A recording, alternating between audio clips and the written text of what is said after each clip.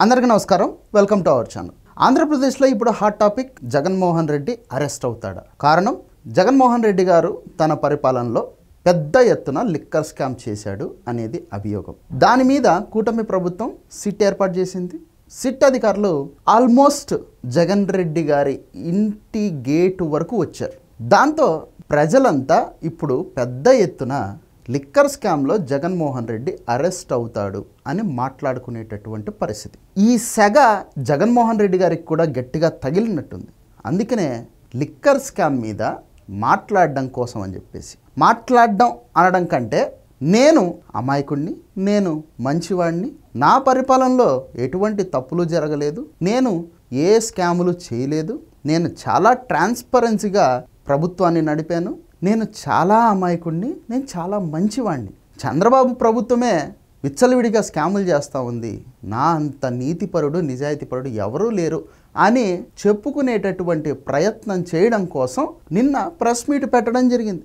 Press meet పెట్టిన తర్వాత ఈ లిక్కర్ స్కామ్ మీద ఆయన గారు తనలో ఉన్నటువంటి ప్రతిభా పాఠవాలన్నీ బయటికి తీసి ప్రెస్ ముందు, ప్రెస్ అంటే అన్ని ప్రెస్లు ఉండవు, only Sakshi media and Jaganmohan రెడ్డిని గుడ్డిగా సమర్థించేటటువంటి మీడియా మాత్రమే ఉంటుందన్నమాట. వాళ్ళ ముందు ఆ సజ్జల రామకృష్ణారెడ్డి గారు రాసిచ్చినటువంటి స్క్రిప్ట్ని కంటతః బట్టి చదవడం మొదలుపెట్టారనమాట. మొత్తం కట్టుకథలే, మొత్తం తప్పుడు మాటలే, ఒక్కటి అందులో నిజం లేదు. వాస్తవానికి జగన్మోహన్ రెడ్డి గారు ఏం మాట్లాడతారంటే, అసలు లిక్కర్ స్కామే జరగలేదు, ప్రభుత్వమే లిక్కర్ షాపులను నడిపింది, ఆ అమౌంట్ అంతా ఖజానాలోకి చేరింది, ఇంకా ఎక్కడ స్కామ్ ఉంది, అసలు స్కామే లేని చోట స్కామ్ ఉందని చెప్పేసి కూటమి ప్రభుత్వం ఇష్టారీతిన మాట్లాడుతూ ఉన్నారు అని చెప్పేసి ఆయన గారు మాట్లాడడం మొదలుపెట్టారనమాట. కానీ అసలైన ప్రశ్నలు మాత్రం ఆయన చాలా సక్సెస్ఫుల్గా దిగ్గులుకేసాడు. అసలు ఆ క్వశ్చన్స్ ఏంటి అంటే, తాను ముఖ్యమంత్రిగా ఉండంగా లిక్కర్ పాలసీలని మార్చాల్సినటువంటి అవసరం ఏమొచ్చింది, ఫస్ట్ పాయింట్. రెండో పాయింట్, ప్రభుత్వం చేత అమ్మించినటువంటి ఈ లిక్కర్ దుకాణాలలో, మద్యం షాపుల్లో డిజిటల్ పేమెంట్స్ ఎందుకు యాక్సెప్ట్ చేయలేదు, అలాగే ఫేమస్ బ్రాండ్లను ఆంధ్రప్రదేశ్ నుంచి ఎందుకు బహిష్కరించారు. నాలుగో పాయింట్, ఆంధ్రప్రదేశ్లో అమ్మకాలు జరుపుకోవడం కోసం కేవలం కొన్ని బ్రాండ్లకు మాత్రమే ఎందుకు అనుమతినిచ్చారు. ఇక జగన్మోహన్ రెడ్డి గారు పదే ఏం చెప్తా ఉంటారంటే, మేము మద్యాన్ని నియంత్రించామని చెప్పేసి మాట్లాడుతూ ఉంటారు. కానీ పక్కనున్నటువంటి తెలంగాణ రాష్ట్రంతో పోలిస్తే గత 5 సంవత్సరాలలో ఒక్క సంవత్సరం మినహా మిగతా 4 సంవత్సరాల పాటు తెలంగాణకి మద్యం మీద వచ్చేటటువంటి ఆదాయం ఏదైతే ఉందో దాన్ని 2-3 ఎక్కువ ఆదాయం ఆంధ్రప్రదేశ్లో మద్యం మీద రావడం జరిగింది. మరి ఒకవేళ మద్యాన్ని నియంత్రించి ఉంటే గనక అంత ఆదాయం ఎలా వచ్చింది? ఇక మద్యం తయారు చేసేటటువంటి డిస్టిలరీలకు ఆర్డర్స్ అనేటివి ఆటోమేటిక్ విధానం ద్వారా వెళ్తాయి. కానీ జగన్మోహన్ రెడ్డి గారు ముఖ్యమంత్రి అయిన తర్వాత ఆ ఆటోమేటిక్ సిస్టమ్ని డిలీట్ చేసి మాన్యువల్ సిస్టమ్ని ఎందుకు తీసుకొని వచ్చారు? ఇవి ప్రధానమైనటువంటి ప్రశ్నలు మీడియా అడిగినవి. కానీ జగన్మోహన్ రెడ్డి గారు వాటన్నిటినీ సక్సెస్ఫుల్గా స్కిప్ చేసి తాను ఏదైతే చెప్పాలనుకున్నాడో, తనకు సజ్జల రామకృష్ణారెడ్డి గారు ఏదైతే రాసిచ్చారో దాన్ని మాత్రమే వల్లెవేసి ఇక ప్రజల ముందు సింపతి నాటకాలు, డ్రామాలు ఆడడం మొదలుపెట్టాడనమాట. ఒకవైపు ఈ సింపతి డ్రామాలు ఆడుతూనే మరొక వైపు కూటమి ప్రభుత్వం మీద బురద జల్లేటటువంటి ప్రయత్నం చేశాడు. తన హయాంలో జే బ్రాండ్స్ తీసుకొని వచ్చి జనాల గుండెల మీద బాదినటువంటి జగన్మోహన్ రెడ్డి గారు ప్రస్తుతము అన్ని ప్రఖ్యాత బ్రాండ్లు ఆంధ్రప్రదేశ్లో ఉన్నటువంటి లిక్కర్ షాపుల్లో కనపడుతుంటే వాటిని ఊరు పేరు లేని బ్రాండ్లుగా చిత్రీకరించడమే కాకుండా చంద్రబాబు నాయుడు గారి ప్రభుత్వం విచ్చలవిడిగా మద్యంలో స్కామ్ చేస్తూ ఉంది అని చెప్పేసి ఆరోపించడం, అంటే బురద జల్లేటటువంటి ప్రయత్నం కూడా పెద్ద ఎత్తున చేశాడు ఆయన. ఇక ఈ లిక్కర్ స్కామ్లో ఇప్పటికే ఎవరెవరైతే అరెస్ట్ అయ్యారో, ఒక రాజ్ కసిరెడ్డి కావచ్చు, ధనుంజయ రెడ్డి కావచ్చు, కృష్ణమోహన్ రెడ్డి కావచ్చు, సజ్జల శ్రీధర్ రెడ్డి కావచ్చు, ఇట్లాంటి వాళ్ళంతా, వీళ్ళందరికీ ఆయన గారు అమాయకులు అనేటటువంటి సర్టిఫికెట్ను కూడా ఇవ్వడము ఆ ప్రెస్ మీట్ చూసినటువంటి వాళ్లకు చిరాకేసింది. వాస్తవానికి దాదాపు 2.5 గంటల సేపు సాగినటువంటి ఈ జగన్మోహన్ రెడ్డి గారి ప్రెస్ మీట్లో ఏం లేదు అక్కడ. మొత్తం అంతా మేము అమాయకులం, మేమే అమాయకులం, ఇంకెవరు అమాయకులు కాదు. మిగతా వాళ్ళంతా దోపిడీలు చేసేవాళ్ళు, మిగతా వాళ్ళంతా దుర్మార్గాలు చేసేవాళ్ళు, అవినీతి పరులు, మేము మాత్రమే శుద్ధపూసలం, మేము మాత్రమే నీతిగా నిజాయితీగా ఉండేటటువంటి వాళ్ళం, మాకు సన్మానాలు చేయాలి, మాకు శాల్వాలు కప్పాలి, మాకు ఆస్కార్ అవార్డులు ఇవ్వాలి అని చెప్పేసి యాజ్ యూజువల్గా ఆయన స్టైల్లో ప్రెస్ మీట్ అనేది చాలా చక్కగా సాగిందనమాట. కాకపోతే ఆయన గారి ప్రెస్ మీట్ని ప్రజలు ఎవరు కూడా ఆల్మోస్ట్ ఎవరు చూడలేదనుకోండి, ఎందుకంటే చూడడం కూడా మానేశారు ఆయన ప్రెస్ మీట్లు. ఏముంటుంది, అన్నీ అబద్ధాలే కదా, అన్ని తప్పుడు మాటలే కదా, ఒక్కటన్నా నిజం చెప్తాడా నోరు తెరిస్తే? అది నాలికైతే కదా, అది తాటి మట్ట, దానికి ఒక నరం అనేది ఏడ్చినింటే ఈ పాటికి ఇరిగిపోయేది ఆయన గారు చెప్పినటువంటి అబద్ధాలకు. కానీ దానికి నరం లేని నాలిక కాబట్టి ఎటువైపైనా తిరుగుతుంది. ఆయన గారు చెప్పేటటువంటి అబద్ధాలని వినే అంత ఓపిక మాకు లేదు అని చెప్పేసి ఫిక్స్ అయిపోయారు.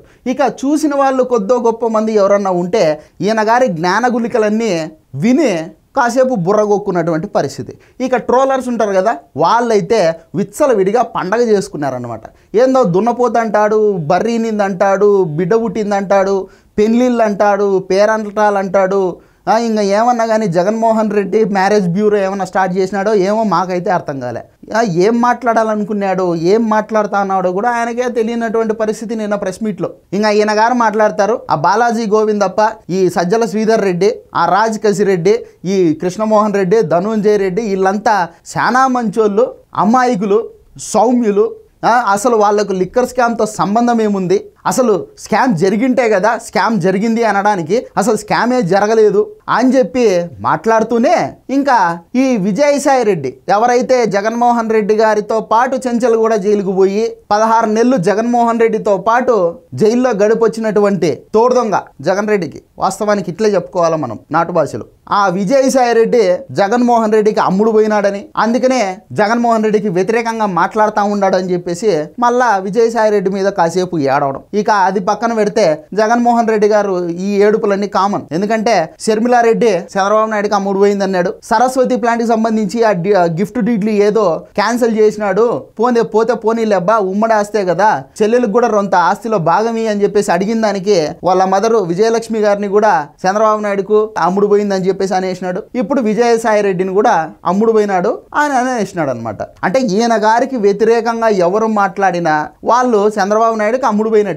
నిన్నటి మొత్తం ప్రెస్ మీట్ లో ఈయన గారు మాట్లాడినటువంటి మాట చంద్రబాబు నాయుడు, ఈనాడు, ఆంధ్రజ్యోతి, TV5, చంద్రబాబు నాయుడు, ఈనాడు, ఆంధ్రజ్యోతి, TV5, ఇంతే తప్ప ఇంక ఏం లేదు ఆ ప్రెస్ మీట్ లో. అనవసరంగా 2.5 గంట నా జీవితంలో టైం వేస్ట్ అయిందని చెప్పేసి చాలా రీగ్రెట్ ఫీల్ అయినా నేను తర్వాత. ఇంకా ఈయన గారు ఏం మాట్లాడతారంటే, బాలాజీ గోవిందప్పకు నాకు సంబంధం ఏముంది, బాలాజీ గోవిందప్పకు భారతీయ సిమెంట్స్ లో ఒకవేళ షేర్లు ఉంటే ఉండొచ్చుగాక, కానీ ఆయన గారు లిక్కర్ స్కామ్ లో ఎట్లా భాగం వహిస్తాడు, నా కోసం ఎందుకు పనిచేస్తాడు అని చెప్పేసి ఈయన గారు మాట్లాడుతూ ఉండేటటువంటి పరిస్థితి.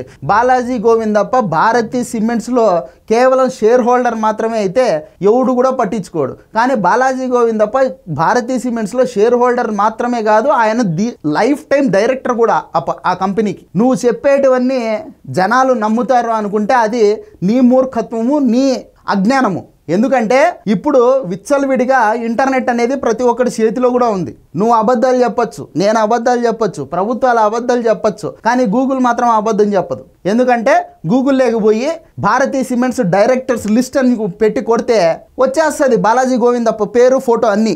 కాబట్టి జనాలను ఎంత పొద్దుకు పిచ్చోళ్ళని చేద్దాము, గొర్రెల్ని చేద్దాము, మనం చెప్పిందల్లా నమ్ముతారులే అనేటటువంటి ప్రయత్నాలు వృధా ప్రయత్నాలు అవి. అటు ఇంక చెయ్యాకు, చేర్చే ఏం ఉపయోగం లే. నీ బండవాళం అంతా 2019-24 మధ్యలో చూసేసినారు. 2019కి ముందు నువ్వు ఏ రేంజ్లో నాటకాలన్నా కూడా జనాలు నమ్మినారు. ఎందుకంటే అప్పటికి నీ బండవాళ్ళని తెలియదు జనాలకు, నీ మీద ఎక్స్పెక్టేషన్స్ ఆ రేంజ్లో ఉన్నాయి అప్పట్లో.